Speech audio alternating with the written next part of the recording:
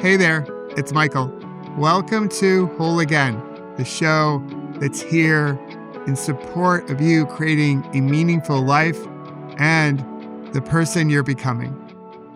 And I'm excited to share a new series with you that will air this summer as America turns 250 years old, which is still pretty young relative to many other countries across this big blue marble that we all share. The series is called A Perfectly Imperfect Union. In 2022, I rode my bike across America, from Astoria, Oregon to the Lincoln Memorial. My wife drove our RV, and she had two co-pilots, Jester and Hope, two Springer Spaniels. And when we did it, America was coming out of the pandemic, and we were hurting from things that had happened prior to the pandemic. Of course, going through what we all went through. And at that time, and this is something I still believe today, is that we were entering an inflection point. An inflection point for us to hopefully pause, breathe, and reflect on who we wish to become as individuals, as communities, and as a country. As I pedaled across America, I wanted to share America's beauty with others, her natural beauty and the beauty of her people.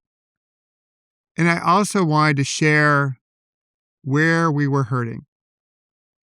As America turns 250, I believe Kinstugi, which is something we use as a metaphor here at Whole Again, is a perfect metaphor for where we are as a country. There's so much beauty to celebrate, and we can also acknowledge that parts of us feel broken or are broken, but we can find a way to come back together, just like Kinstugi teaches us. And when we do, we don't try to erase or cover up where we have scars or blemishes. We highlight them in gold, and we celebrate them as symbols of our strength and resilience. Kinstugi is called the golden repair, and in essence, we can see beauty in something that's perfectly imperfect.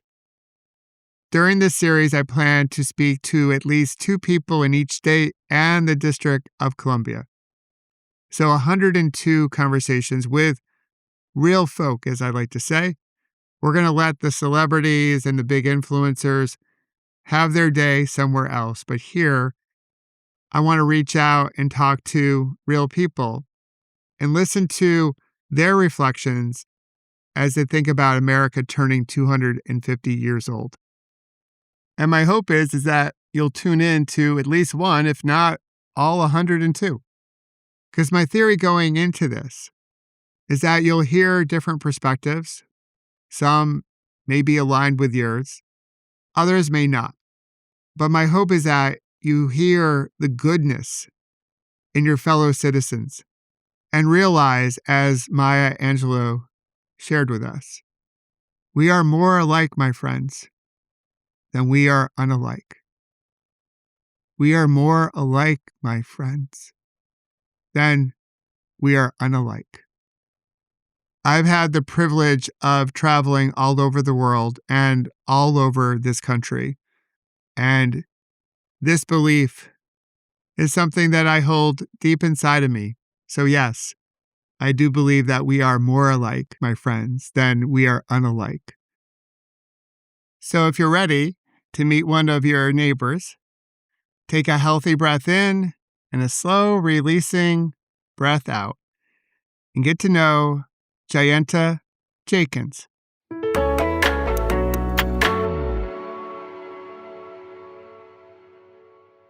Jayanta, good to see you, my friend. Thanks for joining me here on the Perfectly Imperfect series. How are you feeling this morning? Good morning, Michael, good afternoon, actually, for you. I'm feeling fantastic and excited to chat with you. Like I was mentioning to you, I've been following you for a bit, and you always really inspire rich and really meaningful conversations. So thank you for having me. Yeah, no, my pleasure. I saw, I found you and I was like, there's something about this guy's energy. I'm like, I want to sit down and learn a little bit more from him. So, for those that don't know you, can you take a moment to introduce yourself? And also, where are you? Which state in this big country do you wish to represent? Yeah. My name is Jayanta Jenkins, and I have been a creative executive across major advertising agencies like Wyden and Kennedy and TBWA Chiat Day, where I really got my foundation in storytelling and also just really deep cultural storytelling that really has helped enable brands to create impact through storytelling that connects to culture. And then I've spent the last, I was between Wyden and Chiat. That was 14 years of my career. And then the last 10 have been at brands like Apple, Disney, Twitter, and also Starbucks, where I've led internal creative organizations and really have developed a stronger sort of, I would say empathy is what I say to people often, but acumen around really bridging creativity and commerce and strategy and outcomes. And I will often say to people, because I've been able to really pull through my through line now, is that my mantra is creativity in service of business results. Um, I've been at most of the places I've been at have been at moments of transformation. So I represent Washington State. I'm in Seattle, and I'm originally from Virginia, and I love the West Coast, but I've been in the Pacific Northwest really like I would say half of the time that I've been here, which has been 26 years now. I've been on the West Coast. Wow, very cool. Well, we share some common ground in Virginia. I went to school in Virginia, lived there for a bit before my wife and I moved to DC. And my wife is a PNW kind of gal, so she grew up in Portland. And growing up in Portland, Starbucks was like the local chain back when she was younger, before obviously the coffee explosion. So we have a soft spot in our heart for Starbucks because that's sort of where it all began for her all the way out there in Oregon. So very cool. So, yeah. So for those that haven't been to Washington, what's something really cool about the state of Washington? Because this is a big country and not everyone's been to every state. For me, what is special about Washington State is the weather. I am a big fan of just sort of moderate climates, Yeah. and a good portion of the year it is overcast and rainy, which I really find deeply reflective and cozy and inspiring. I love my proximity to Canada. I'm a big fan of Vancouver, British Columbia. Oh, yeah. Great, great city. Great city. The air and the topography is here is it's wonderful, and I will most likely, I'm going to put this into the universe, but this is where I will have my ashes spread. Here in the Pacific Yes. Northwest. I love it. There's something really grounding when I'm in Seattle, when you can see Mount Rainier or going down to Portland, you see Mount Hood. There's something really grounding about, just the mountains. I do share a love for the weather of the Pacific Northwest. Growing up in Rochester, New York, it was also overcast, cloudy, maybe a little gray from some people's perspective, but I actually do enjoy it. I share that reflective quality. So let's say you're around the table, maybe you're around a fire pit in the summer with some friends, maybe family, and they ask you, "What does America mean to you?" How do you respond? What does America mean to me? I take a bit of my childhood and growing up with a father and mother that generationally grew up in the 50s and 60s. And just I grew up with my grandparents as well, who grew up in the 20s and 30s. And also, and I'm going to go backwards even further to just, I love history and I love world history, but American history especially. And I really like Ken Burns and the things that he has presented to us to help us have a deeper appreciation and perspective on this country. And there is something really amazing about the tapestry of the United States. And while not everyone has experienced America equally in a lot of ways over the last few centuries, I think the intention of what this country was built upon is novel. And I think as we continue to journey towards finding our ways to celebrate our similarities, is when you find moments where this country really shines.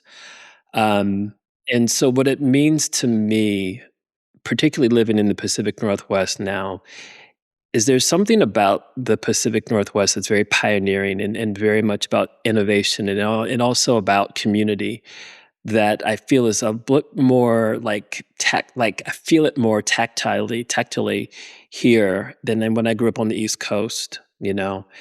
And what I have loved about my existence in the United States is I've been able to really pull myself up from very, very, basic beginnings and build myself into who I am today. And it's not done, but I don't know that there are many places as an African American or as an African, person, period, where you could really build yourself from nothing to something unless you're already coming from really strong foundation, which a lot of us are, but a lot of us are not. But I continue to be very hopeful and inspired by the things that are happening. And also, my time at Twitter gave me a point of view that Jack Dorsey shared with me that I really had with me before I got to Twitter, but I take with me now, which will round out this conversation or this question, I should say.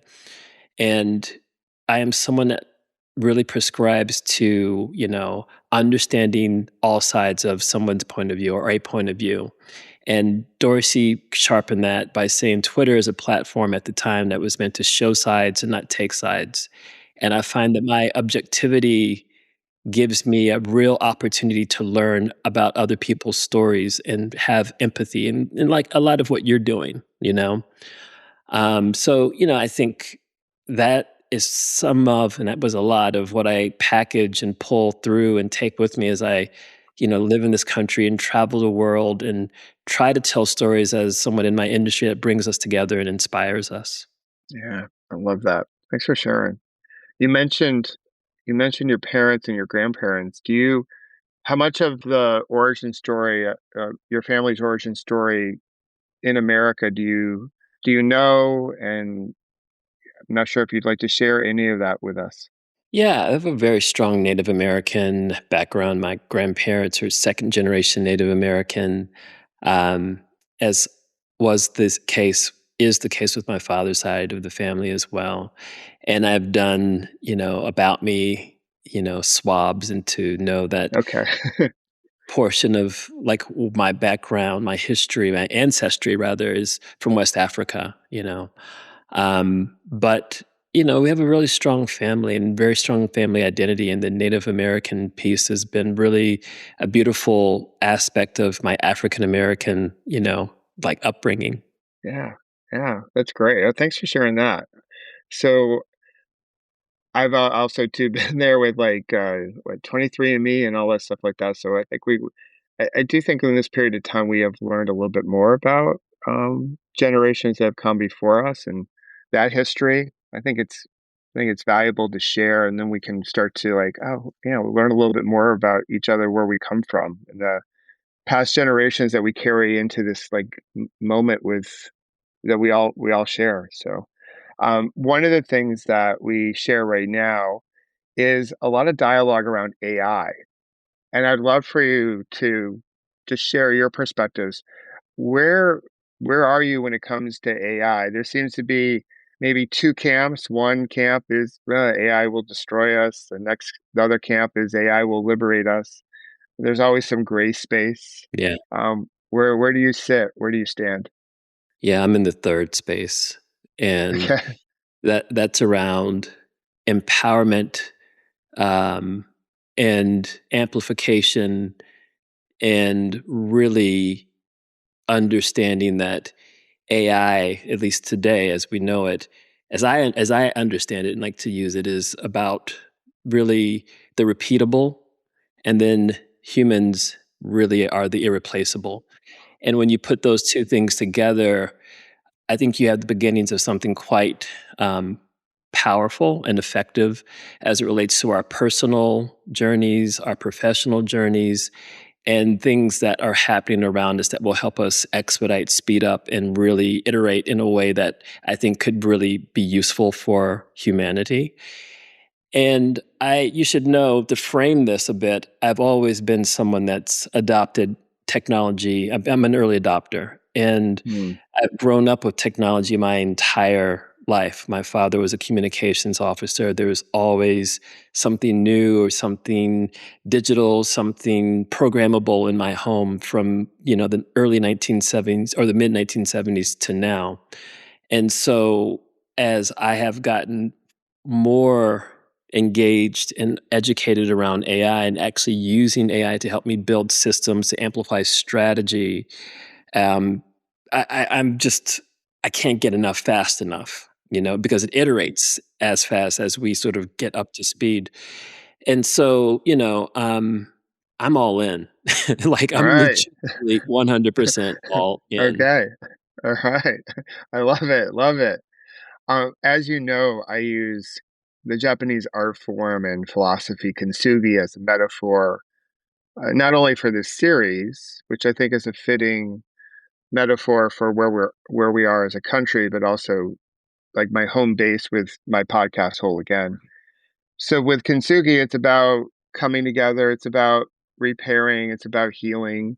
So if there is something in America that you would like to work on to help us begin to heal or repair, maybe not in a perfect sense, but just a start, what would it be? I would kintsugi empathy.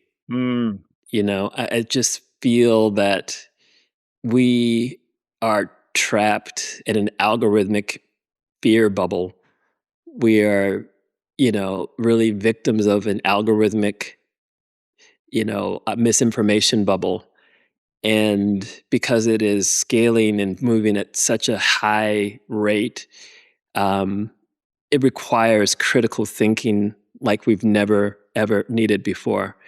So, like, I think empathy and critical thinking are the things that I would really like put together and like really put into the dark matter of our culture right now. And it wouldn't be perfect, but at least it would give people enough time to think before they react to something or form an opinion, you know? yeah, slow it down a little bit, exercise more discernment, before having a reaction.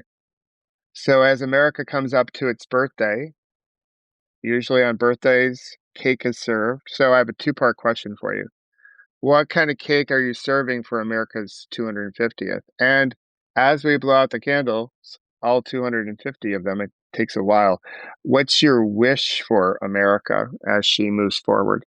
Yeah. I don't know.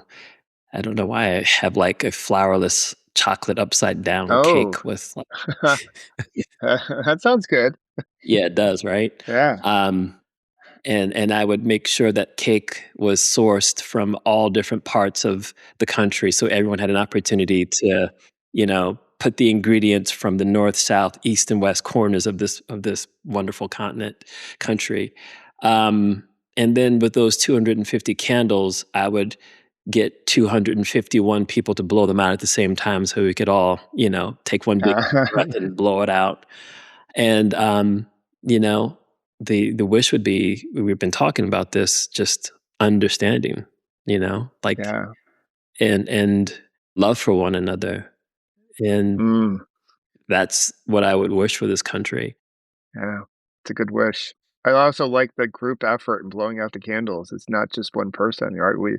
It does, as they say, it takes a village, right? Yeah. To build a country and to blow out the candles. So one thing I've been doing is I've been asking the person I chatted with last, which happens to be Jake from Brooklyn, a question. And his question that he wants to serve up to you, I think is a really, really cool one because his last name actually ties back into music. So the question is a musical one. So if America was a music genre, what genre would it be, and why would you place it in that genre? Yeah. We, through my lens, are jazz Yeah, right. when we're at our best. And so that's Yes. the improvisation built on rigorous craft. The fact that jazz pulls from everywhere. That's been a strong theme as you and I have been talking these last few minutes. Yeah. Um, we have our African rhythms, we'd have our European harmonies, Mhm. we would have blues, we would have folk, And the thing I love about jazz and our country and this conversation is that it's constantly evolving, And, I think jazz can be as sort of simplistic as a single percussionist or instrumentalist to a quartet to it continue to scale. But I think again, given all of those parameters, and I think that's what America is at its best. You know, Mm. Knowing him, I know he's gonna be so excited that that's the response you gave. So, I think that's perfect. What a perfect answer, and I echo it. I second your feeling. Yeah, we are jazz, right? That's gotta be the answer, right? Sometimes we get into, like, maybe grunge and hip hop and pop and other things, but at our core, I think it's jazz. yeah. Look, and I love I love all music, by the way, and I'm particularly a big Prince fan. Who is his voice, his musical voice signature pulls from everything from rock to Yes. folk to classical to R&B to jazz. And, again, back to what I love about our country, it is that aspect. I mean, I think we are the sort of like one of the few countries that really fundamentally is like, if you think about hip hop, because I could have gone hip hop for that answer, but how we sample, interpolate, and Yes. reinterpret, and create something new, it's amazing, It is amazing. It is amazing. So what question do you have for the next person, your next neighbor, if you will, that I'll chat with? What question do you want to serve up to them? Yeah. What are you going to do to ensure AI is something that serves humanity as opposed to something that suppresses humanity? Great question. I like that. I will ask our next guest that very question. Janta, thank you for being here. Thank you for the ripple that you're putting into the world through your storytelling and just you as a human. So I appreciate you and thanks for being on A Perfectly Imperfect Union. Yeah. Thanks for having me, Michael. Peace.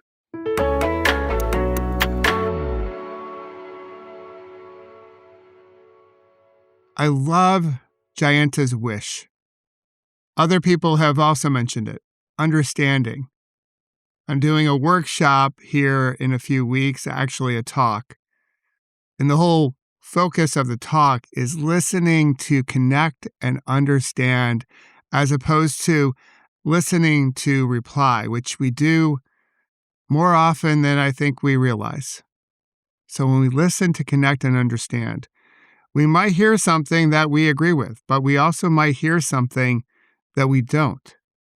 And when that happens, there's a potential to shift our perspective, to learn, and to connect in our Kinstugi spirit. So I love that Jayanta offered that up as his wish. Of course, I think we all know that if we really want to come together, it will take more than just wishing. It will take action. And maybe that action starts with a conversation that allows us to be fully seen, heard, and appreciated. Or I would say loved. One human to another, even if we don't see the world the same way. I believe that 97% of people are good. There's a like-heartedness in that goodness.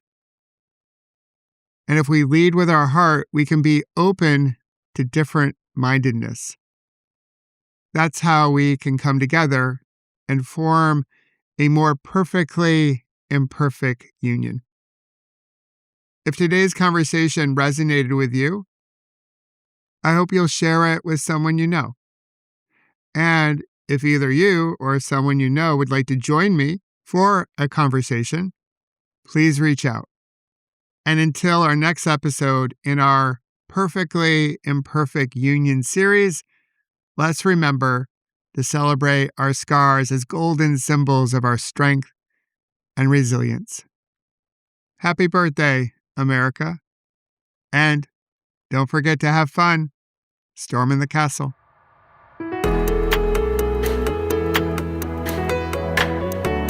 And if you wish to learn more about creating beautiful ripples and how to prevent a bad moment from turning into a bad day, please visit my website, michaelobrienshift.com, and sign up for my newsletter called The Ripple Effect.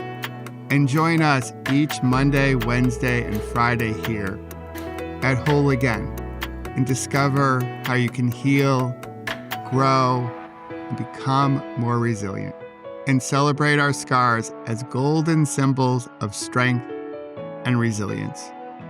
Until then, remember, you can always come back to your breath.